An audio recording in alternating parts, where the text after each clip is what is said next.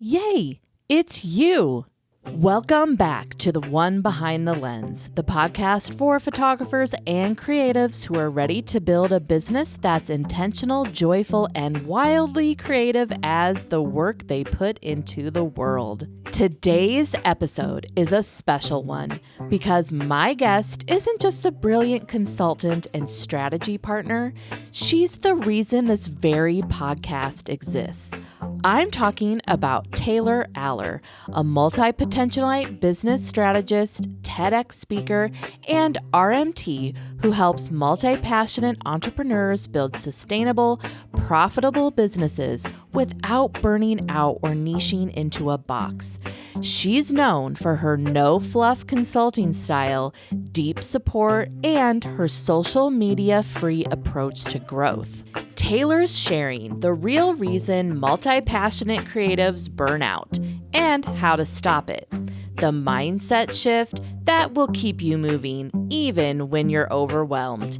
And why success never happens solo. Plus, you'll hear her take on business without social media and why she's proof it can work. Whether you've been running your business for years or you're sitting on half-finished ideas in your notes, this conversation is going to light you up and give you a plan. Let's dive in. Welcome to The One Behind the Lens, the show for photographers building bold, beautiful businesses behind the lens. I'm Kate Biz Bestie and I got one thing to say before we begin.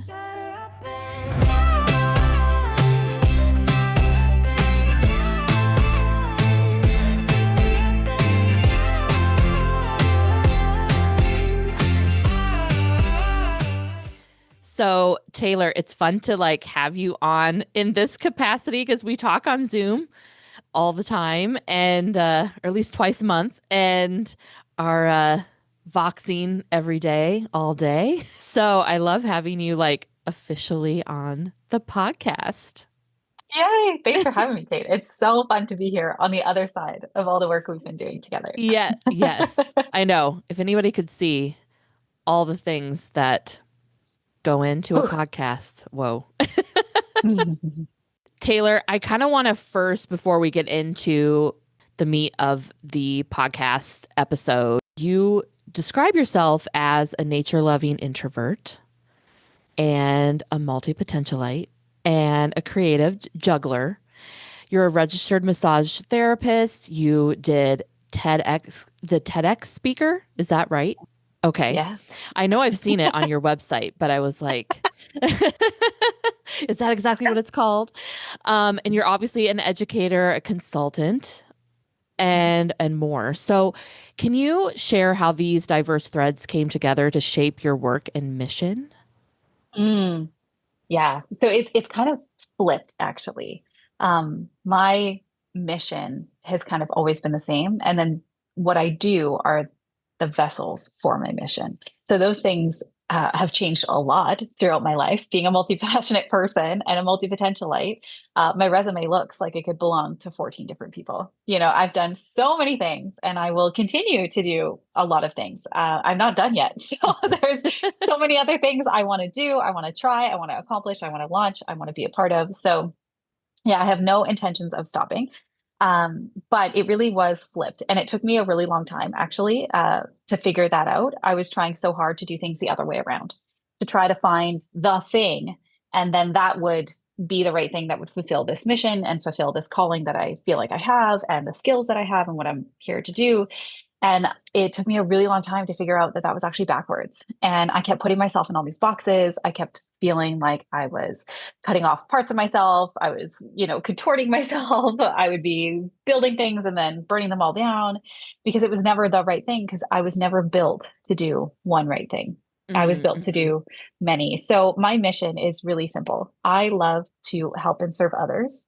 And I like to do that a variety of ways. So with that being the foundation of what I do, there's so many different vessels. So I do that as a massage therapist. I help people prevent burnout. I help them recover from injuries. I help them do rehabilitation. I work a lot in the perinatal space. So I help pregnant Mm. mamas and women who've just given birth. And that is so much fun for me to do. I also love to teach. That's a part of how I help. So, a lot of my work in the clinic is also teaching my patients. A lot of work I do at the college is obviously teaching. I'm teaching 2 courses there. And then my work as consultant kind of combines those two things. I'm helping people achieve their dreams and live a multi-passionate life, do multiple things without burning out and while making money. And then I'm also teaching them along the way so that they don't have to work with me over and over and over and over. They can work with me for a short period of time and then take those skills and run with it. So yeah, it's really flipping it on its head. It was figuring out, what Mm. am I here to do? And then what are the different avenues I want to express that through? And so far, this is what I'm doing currently, but I've done that different ways in the past, and I'm going to do that. I'm for sure going to do that different ways in the future. I love that. And I love that you were finally able to just, for you, figure out how, like, this is what you want, this is what you're supposed to do on this earth, like, this is what you want to do, and Mhm. how to do it. And for, you were talking about, like, for other people not to have burnout, but Mhm. for you not to have burnout. Mhm. Yes. Yeah.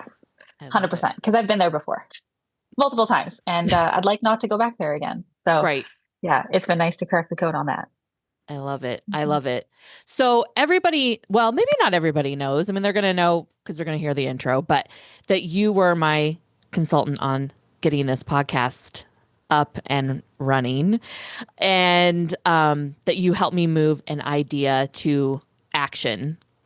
Mhm. And can you just talk us through the mindset shift or the spark moment when you knew the one behind the lens was possible? Yeah. I think so. I kind of have two moments or two things that I think were really helpful is because one, I've dabbled in photography. Of course I have. Are we surprised? No, we're not. um, but I know so many photographers and videographers. I know so many people behind the lens, quote unquote. Mm-hmm. And the moment you were telling me about that idea, all of those photographers, videographers, creatives were just like Rolodexing through my mind, where I'm like, oh my God, this was what they all needed at that point in time in their careers. Because Mm-hmm. the Mm-hmm. podcast that you're building is for those that are taking the visual arts, taking photography particularly seriously. It's like it's gone from a hobby that's sort of been monetized to like, hey, I want this to be my thing. I want this to be my 9 to 5. I want this to be what is supporting my family and my dreams. And those like new photographers need so much mentorship and they need so much guidance. And it's really kind of the wild, wild west. It's not a regulated profession. There isn't like a registered license you can hold to be a professional photographer. You can just call yourself one and then you are. Right. Although it's Yes. way harder than that to actually E- be one. Right. Um, Right. so yeah, the moment you were telling me about that, I had this Rolodex flash in my mind of all the videographers and photographers I know and have worked with and who I love. And I was thinking, man, this is everything that they needed. So right away, I was like, oh yeah, Kate is filling a gap here that exists. And I know other people are filling the gap in different ways, but the gap is still not filled. So right away, I was Mm-hmm. like, okay, cool. The second moment for me was getting to know you a little bit more. You joined the Multi-Potentialite Summit, and then I saw you in my masterclass series where we planned out a bunch of stuff. And then seeing how you looked at the world, seeing your approach to your dreams, your passions, the things that light you up, hearing about Gizmo, hearing about all the things that, make you happy. And it was particularly in one of our masterclass series. Where you were one of the guinea pigs. You had volunteered and you were recreating your bio and we're working through that. And then one of the questions was, how do you want people to feel after they've worked with you? What are the results you want them to have? And your answer kind of knocked my socks off. You were like, I don't ever want somebody, I mean, this isn't verbatim, but this is what I heard you say is I don't ever want somebody to leave without feeling like they have been seen, like they mattered, and like they were the highlight of my day. And Mm. you wrap this up and they're like, yay, it's you. And I was like, oh my God, like, yes, yes, that's the magic sauce that if we were to take that gap that we talked about that you're filling, this little corner or large corner of that gap is approaching the visual arts in a client-based way with that mindset that's what's missing. Because there are a lot of photographers that approach it from a creative lens. There's ones that approach it from, capturing moments. There's so many different niches with photography, right? From events and weddings to like boudoir to, you name it, portrait. We could go on. You're the expert here, not me. But I don't really see a lot of photographers pull out that magic sauce of, yay, it's you. But really, that's what makes all the best photographers and videographers I know. They have that magic sauce.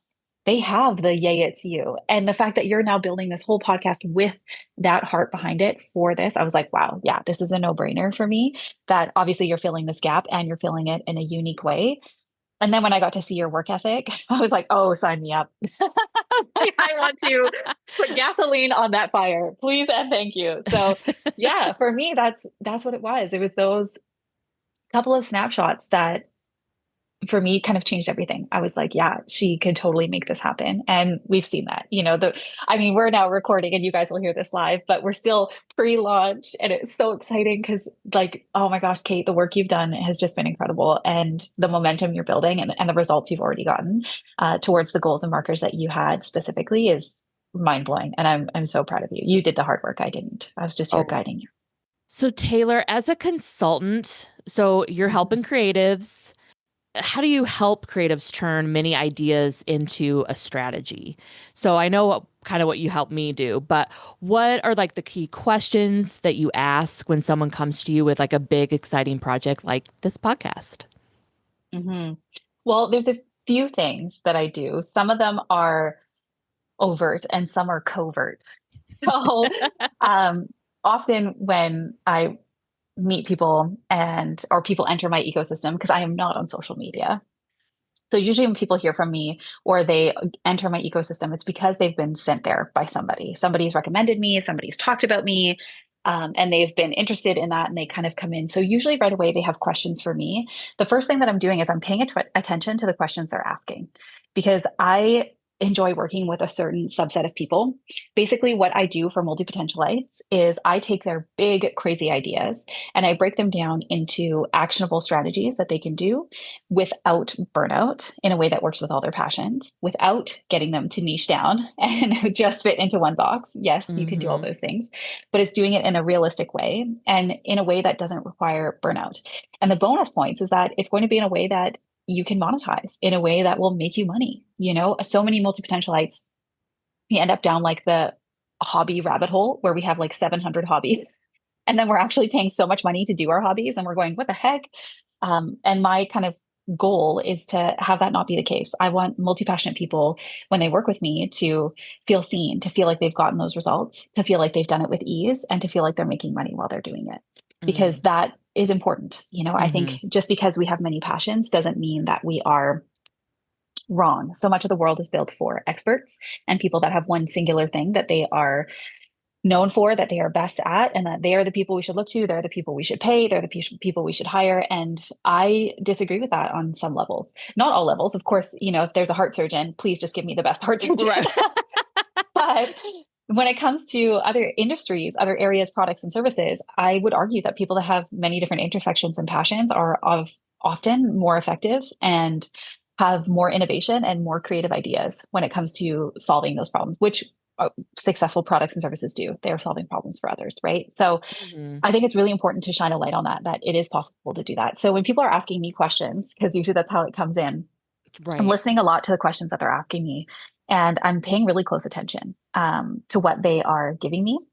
And a few things that I look for is that they have many different passions and they're struggling with usually one of two things. They don't have enough time or they don't have enough money. It's usually a resource or capacity problem.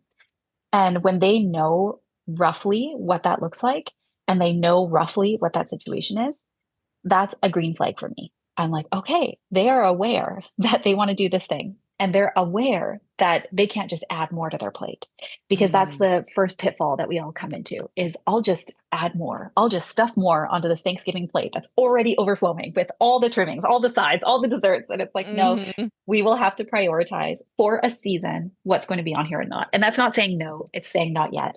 So it's really important to me that the people I work with have the capacity to say not yet. Not that they have to say no, but they do have to say not yet. I'm never going to ask Mm-hmm. somebody to niche down, but I will ask somebody to pause certain things that they're doing so that we can focus, because focus is a skill. The second thing that I'm looking for that's a green flag for me is that they have some sort of clarity of what it is, of where they'd like to go or what it is they're trying to achieve. They don't have to have it all clear. Usually that's what I help with. That's a big part of what I help with. But they have the loose outline, they have the frame of the picture of what it is that they're trying to create. And they're knowing, okay, this is what I don't want it to be. And this is what I do want it to be. And it doesn't have to be explicitly clear. It's awesome if it is, but I'll help them get there. Mm-hmm. But they have to have some sort of an idea, not just, I need it to be different. That's kind of a red flag, but it's a green flag if they have some sort of that clarity. And then the third thing is that they are workhorses. They are persistent. So often I work with people after I've had a minimum number of interactions with them. Because as you can attest to, Kate, now that we've worked together, my clients often call me the tidal wave of Taylor, because it's very easy to get drowned by how seriously I take your dreams. Because if you are going to commit to me, and it's an investment to work with me in time, in money, in capacity, in brain space, in all of it, I'm taking it extremely seriously that you've chosen me to be in your corner, and I show up full on. I call myself a full asser. There's no half-assing allowed. It, like, both cheeks are in. And I am looking for that when people are interacting with me. Are they showing up with both cheeks? Right? Are they responding to my emails quickly? Are they jumping in on the different offers that I have? Are they asking really great questions? Are they following up? Are they dedicated? Are they circling back? Often I'll gift a free call to also see how this works, what our magic will be together, those types of things. And yeah, when they are eating it all for breakfast, that's what I call these types of clients. Like, to me, that's a huge green flag. And it's a red flag when those things start to fall through, because not that it's anything wrong with them. It's just I'm not the right person for them, because Mm-hmm. I'm a tidal wave. That's how I work best. And I work best at gaining and building momentum for people, and then running alongside them with the bike, and then letting them go and just gaining all that momentum so they can run and achieve all of their dreams. And not everybody responds well to that. So that's what I'm looking for. It's not that it's wrong. It's just I'm not the best fit for them. So those are those three things that I'm looking for. Yeah. Sure. And I could test, like, I remember it might have been in our first call before we like got on for the 3-month consultant, that you were asking me, is this the right time for you, Mm-hmm. or should we push? And, maybe in like June, because I was like, fall is very busy. So I knew fall was not going to be time. And you were like, do you want to do it now, or should we wait until January? And so I did love that you did ask that, because it is Mm-hmm. one of those things where you do have to think about the Thanksgiving plate of like piling it all on. And Mm-hmm. some of us, you could have an idea and you're just like, yeah, but you're not thinking of all of the Mm-hmm. work that has to go into it. Um, Mm-hmm. so, and I can definitely, like I said, I love the tidal wave of Taylor. And I can see how there are some people that that's not how they would Yeah. want. But if you are somebody who is like the two of us, where I want everything that I can get of our time together. And yeah, and having a deadline for the podcast coming out and all of that also too. And you asked me that. I could have chosen that the podcast didn't come out until like literally until we were done working together. But in my head, I was like, well, I want the podcast to come out and still have time with you, Mm-hmm. of our, I mean, not that I can't have more time with, Mm-hmm. but our initial time together, because I was like, because it's not just, okay, it's launched. There's going to be all these other things happening. So, yeah, I just feel like I love the Voxers. I love the pings. Mhm. I All the love all ways the that we're in each yes. other's hair. Yes. Yeah. Yeah. Yeah.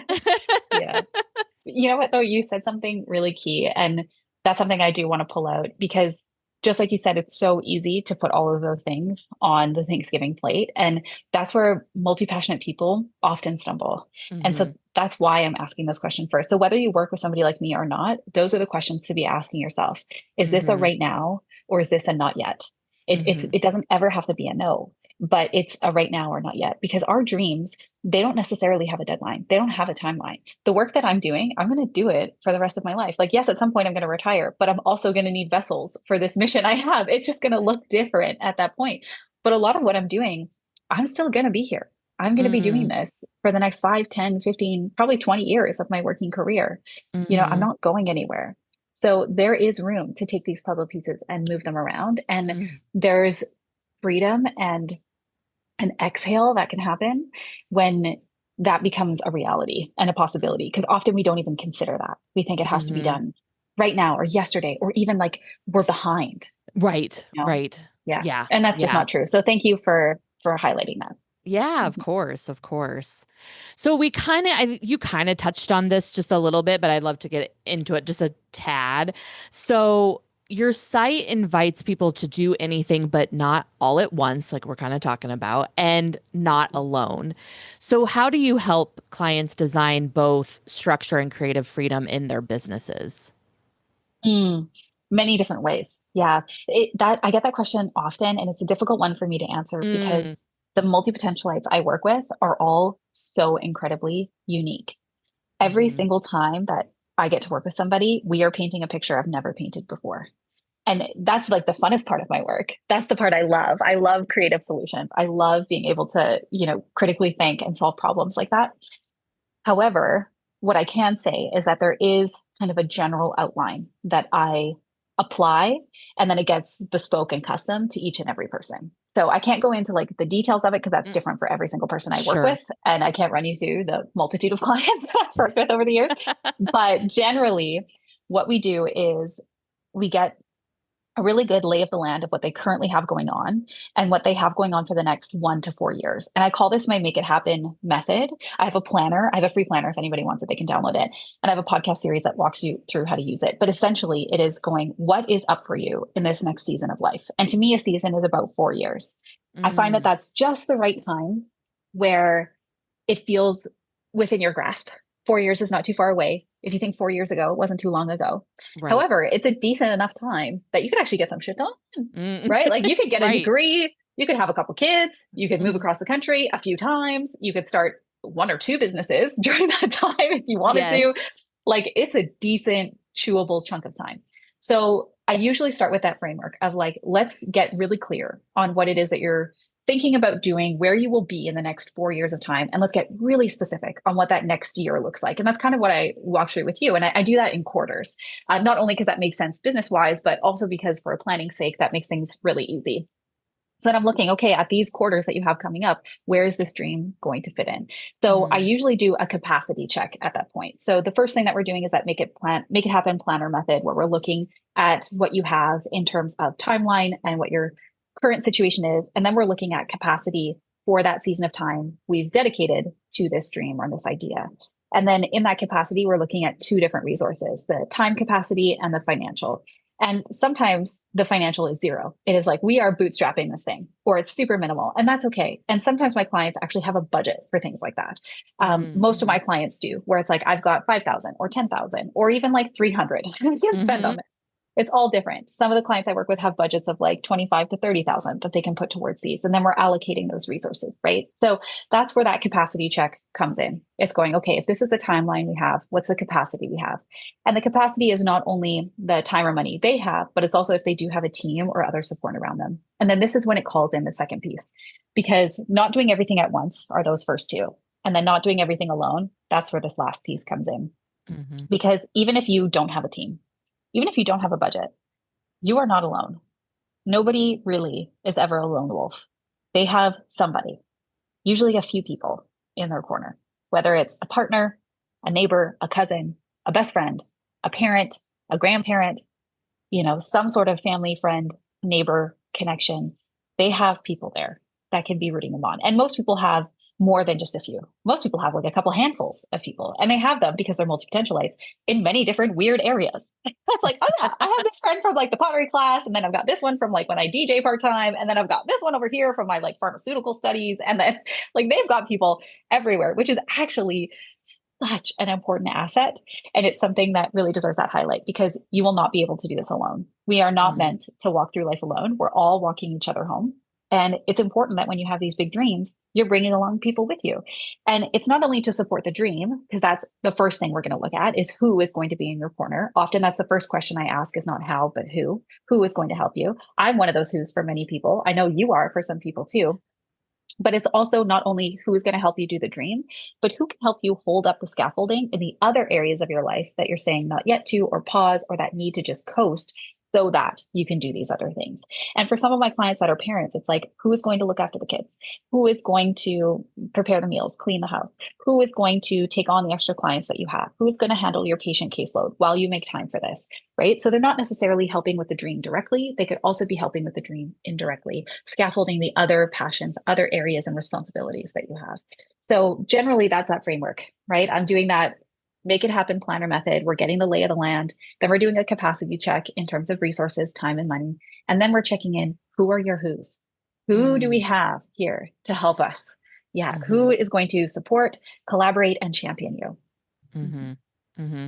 I remember you actually asking me that when before we just, before I decided I'm going to work with you on this. Like I remember on that first call that we had, that was just our private, like, I think it was a 45-minute call.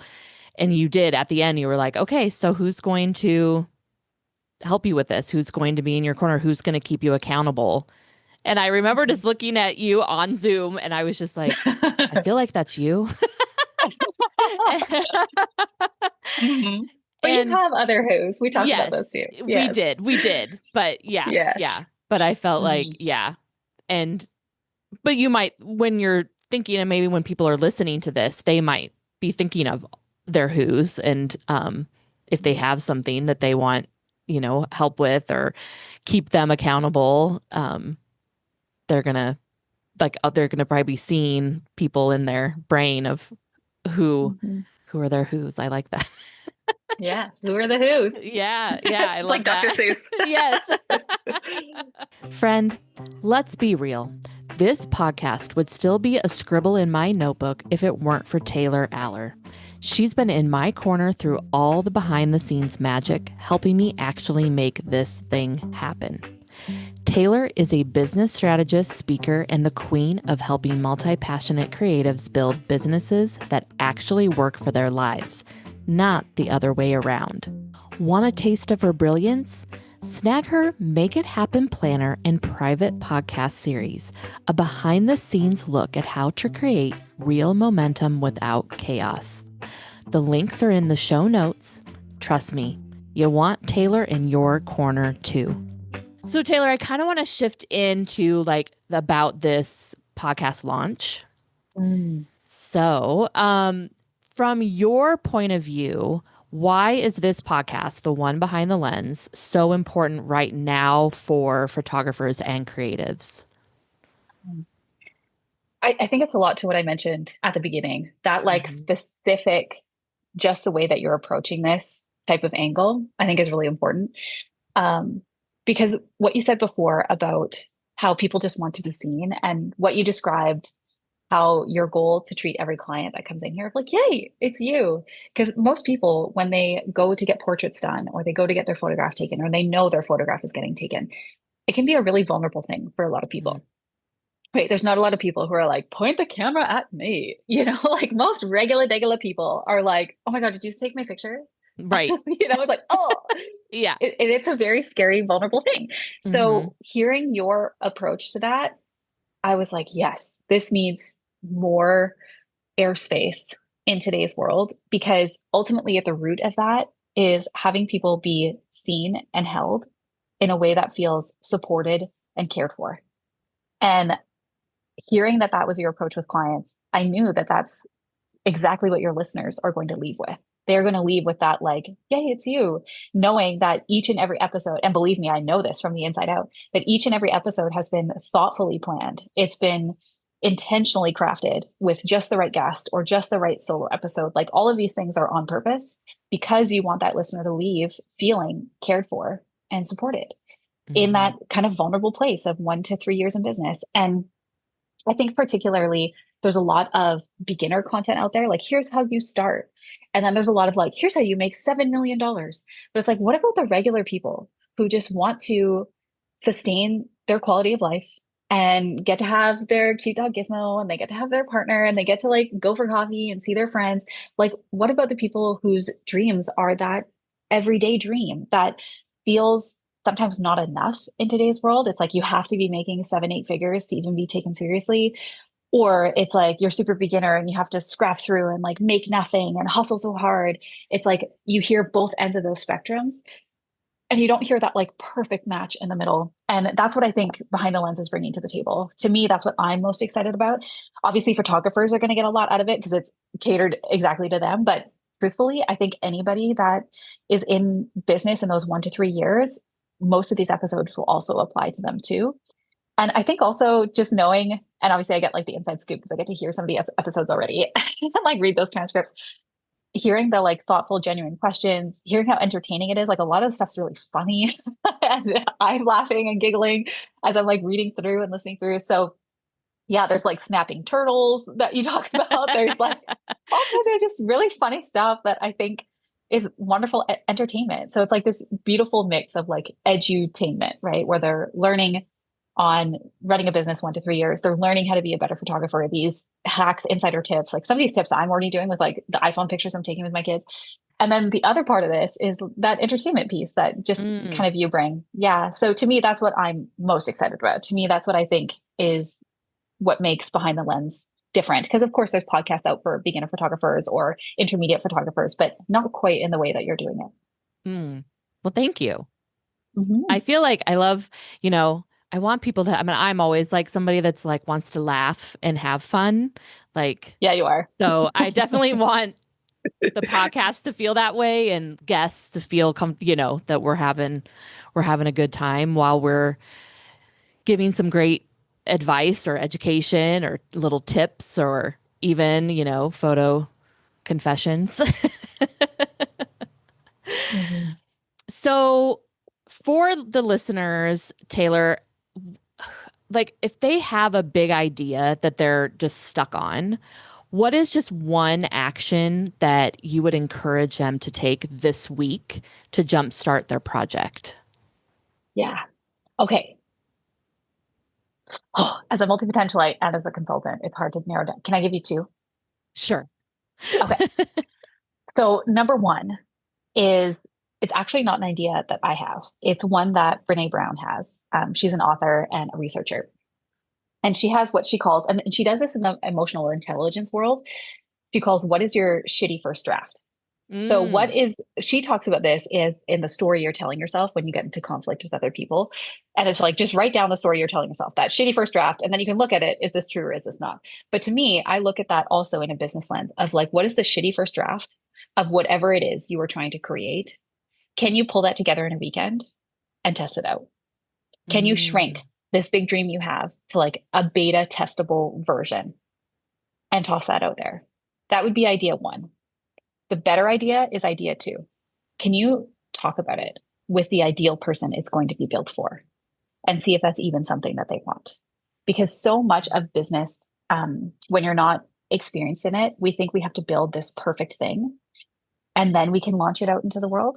And most of the time, it's not going to work because we have spent so long building it, perfecting it, tweaking it, adjusting it, that the time we go to launch it, it's like past its prime.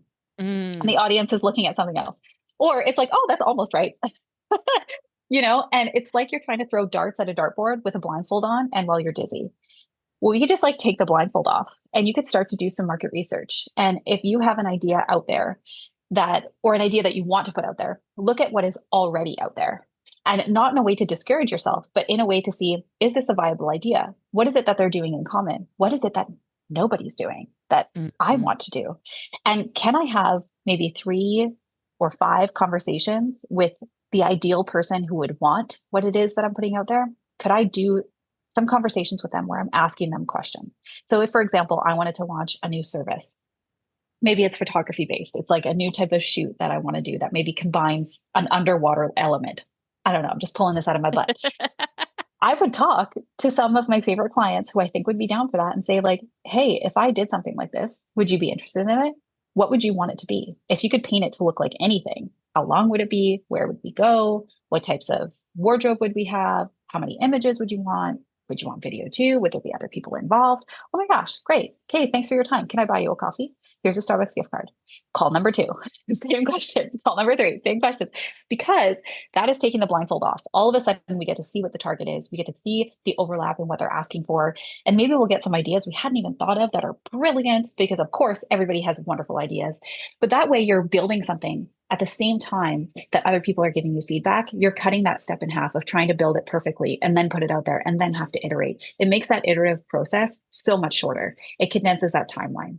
And it's either going to give you confirmation that your idea is fantastic and you should run with it, maybe with a few tweaks you didn't realize ahead of time. Or perhaps, and this is the hardest part, is that the idea is probably not that good. And then maybe there has already been people that are doing it. And then you're going to have to get even more creative. But it's so much better to know that now before building something and putting in so much of your time and money to realize, oh my gosh, there's 5 other companies that are doing this exact same thing in the exact same way. And I guess I wasn't as original as I thought. When those calls could give you that extra little tweak you didn't know, and you could launch the same thing with your unique spin, and then it becomes successful right away.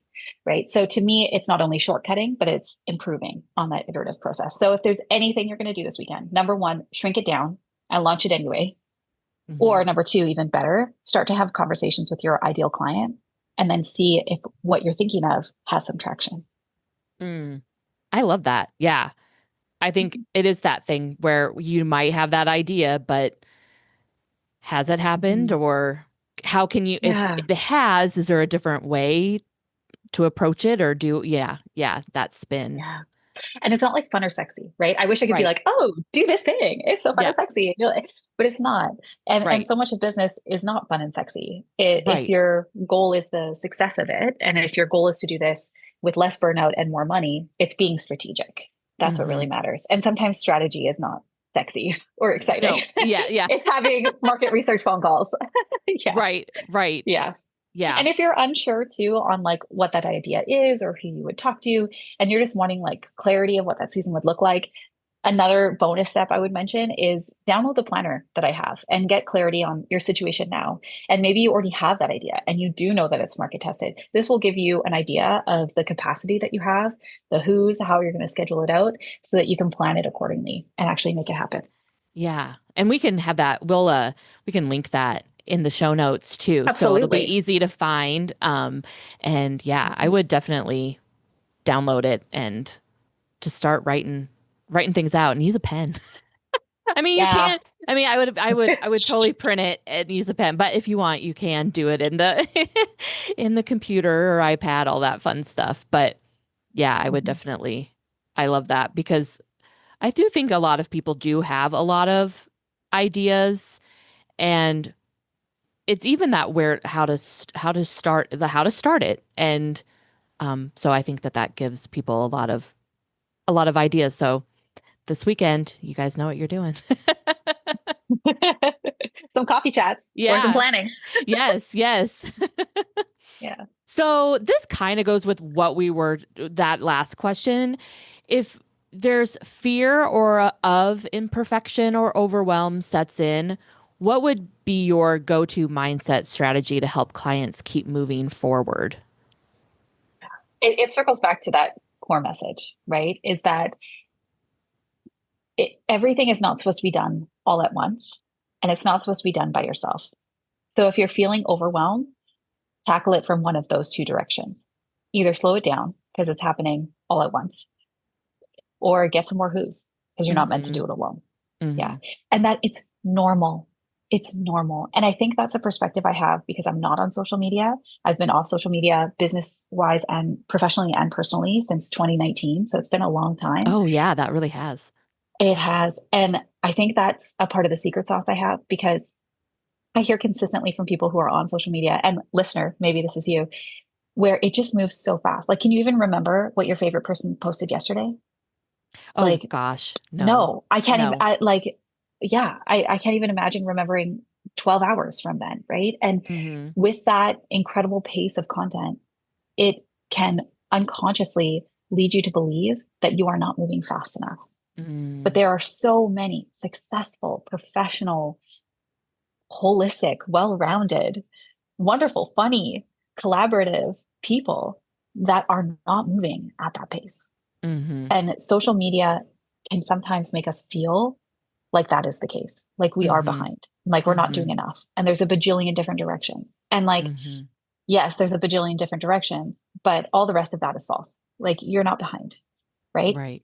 What really matters to make somebody win at the end of the day is that they didn't quit. Mm. It's not how fast you can get there. In some markets, yes, I'll acknowledge that can be true.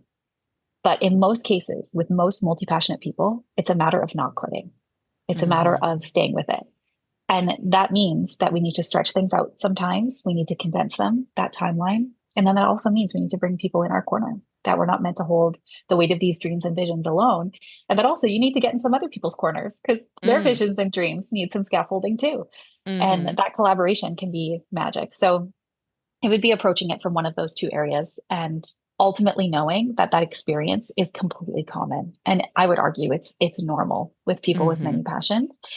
Um, yeah, you don't have to do it all at once and you don't have to do it by yourself. You kind of touched on this. If anyone had, like, if you have, I don't know, a little bit of advice, if someone's listening and they're like, I don't want to be on social media, I Oh, would like to not be on it. Maybe even uh-huh. like, I mean, I feel like if you're not going to be on it, you're not going to be on it. Like, I don't think you can say like, Yeah. I don't want to be on it personally, but I'm still going to be on it professionally because you're still on it. So if there is someone that's just like, I don't know how to do my business if I'm not on Okay. social media, how are people going to know what I'm doing? How are people going to know that I'm still here? Like, Mhm. is there, I know that's probably a very long, answer, but is there something? Mm. Yeah, there's a few things. So, firstly, business was not always run on social media. If we were to rewind Hmm. 10, 15, 20 years ago, Hmm. Right. 30 years ago, 40 years ago, there was like not even internet. Hmm. Or if it was, Hmm. it was like beep, beep. Anybody else? Am I dating myself here?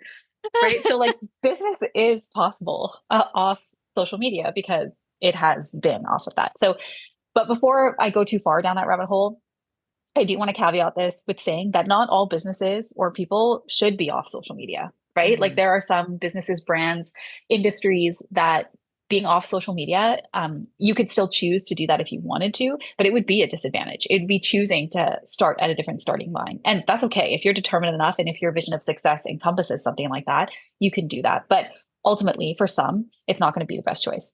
For most, it can be. And that's the surprising part. And I was afraid of that. I was afraid when I went off social media in 2019 that everything would crumble. I had the exact same questions. Who's going to know? How am I going to launch things? Is everything just going to fall apart? I'm going to disappear into the abyss and nobody will know. And that's just not true. There are so many other ways to do business. And a huge part of how I still bring people into my ecosystem is I'm not on social media, but I am online. I do a lot of email marketing. I do a lot of live workshops and series. I do a lot of cross collaborations. I'm on podcast interviews like this and many others. I'm showing up in other people's audiences that are online in these ways. And I'm borrowing those audiences and contributing to their communities in helpful, valuable ways. And that brings people into my ecosystem. The other part that I'm doing outside of not being or being online in that way is that I'm a real person. I attend events live. I show up to places. I refer people. I connect people. I'm constantly trying to build that network. And I almost hate the word network because it has like that slimy feeling of like just hucking out business cards at everybody. That is not the networking I do. I like to call it relationship building. I love building relationships with other business owners, creatives, professionals. And that is a huge part of what has built my business up is building not only my reputation in that way, but also connecting and serving other people because I'm a firm believer that there really isn't a sense of competition in the world. Or there doesn't have to be, that collaboration can really be the key to success. because I believe there's more than enough room for everybody at the finish line. If we haven't seen that by now, I think we can all attest to that. There's very few places where there's a monolith that is succeeding, and it will always be that way because it's not. It is always going to be changing, and there's always room for more people. And most of us regular people doing business, there's no sense that person that you see that's doing something similar, they are not your competition. They're actually your greatest opportunity for collaboration. And the two of you can go farther together and go longer together. And like we said before, the ones who win are the ones who don't quit. And I think the more people that you have with you and the more relationships that you've invested in and built, that's what builds a long-term business.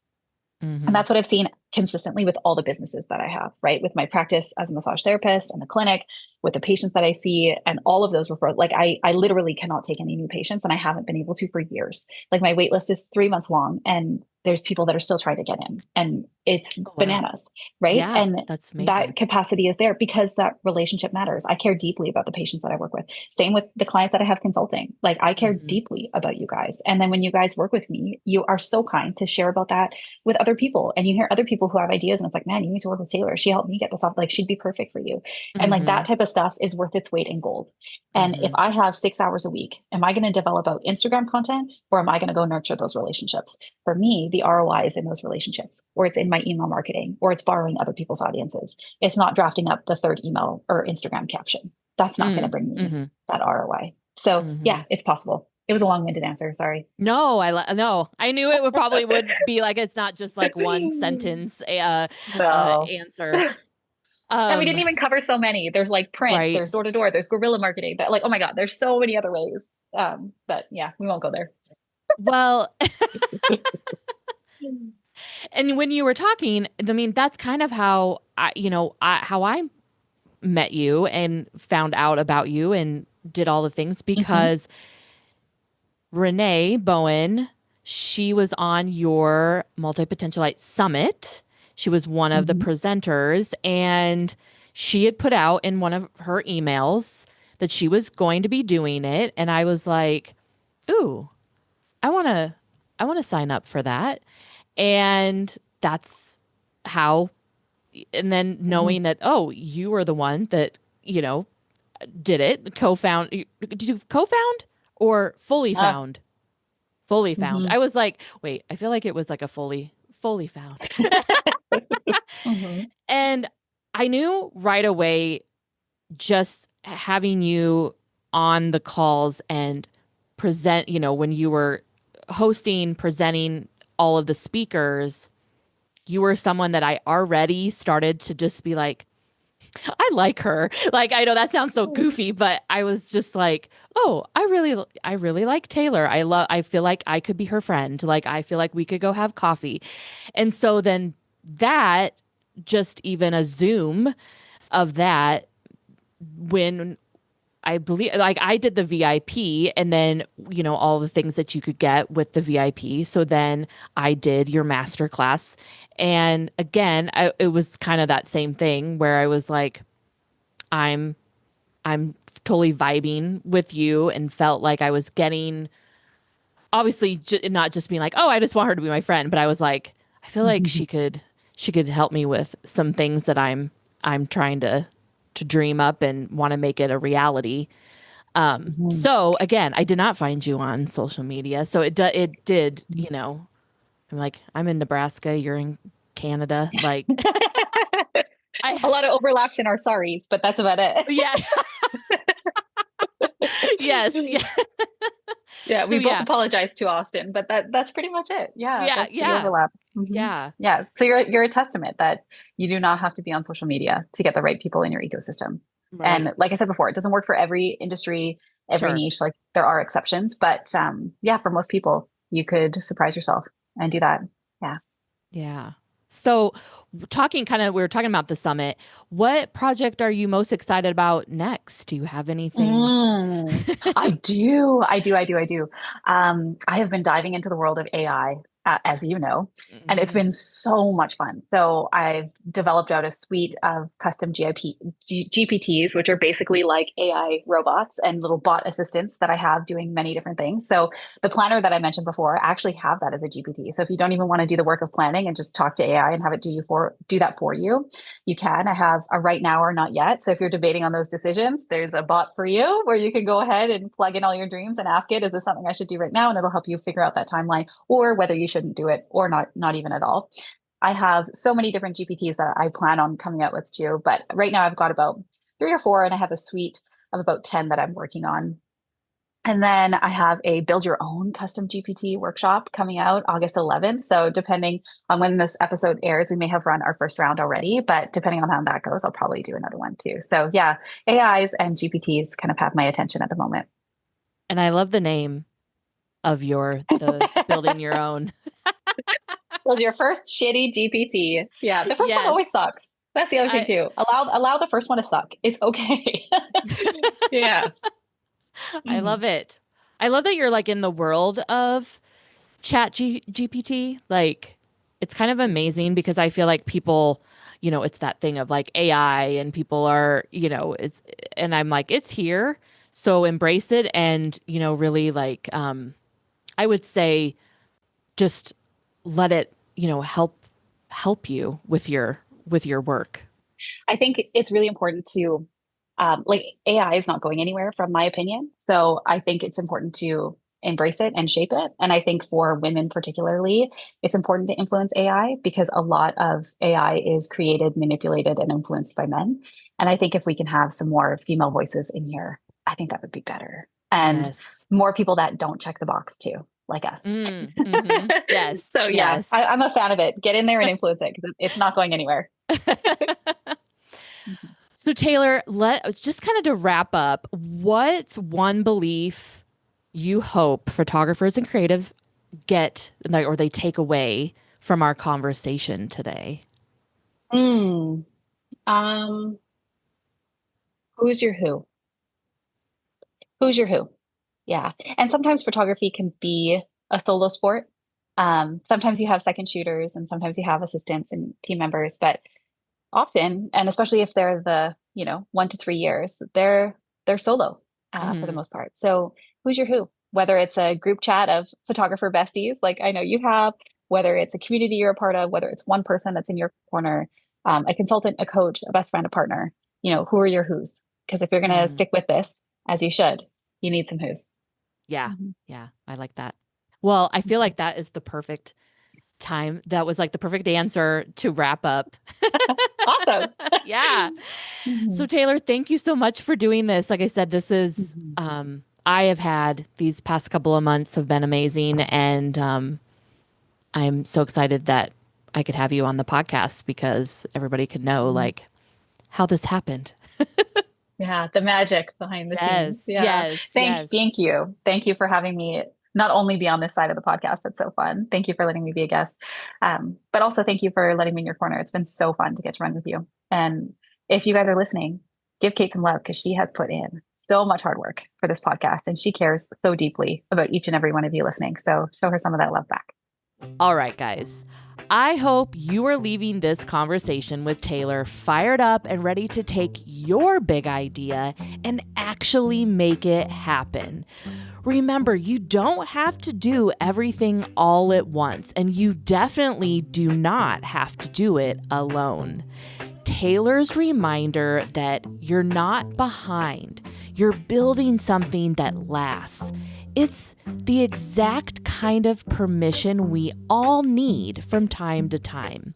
Her no fluff, social media free approach proves that sustainable growth is possible without burning out and trying to fit into a box. If you want to connect with Taylor, learn more about her Make It Happen method, or see what she's dreaming up next, all the links are waiting for you in the show notes. Until next time, keep chasing the right ideas at the right time. Trust the process and don't forget to shutter up and shine.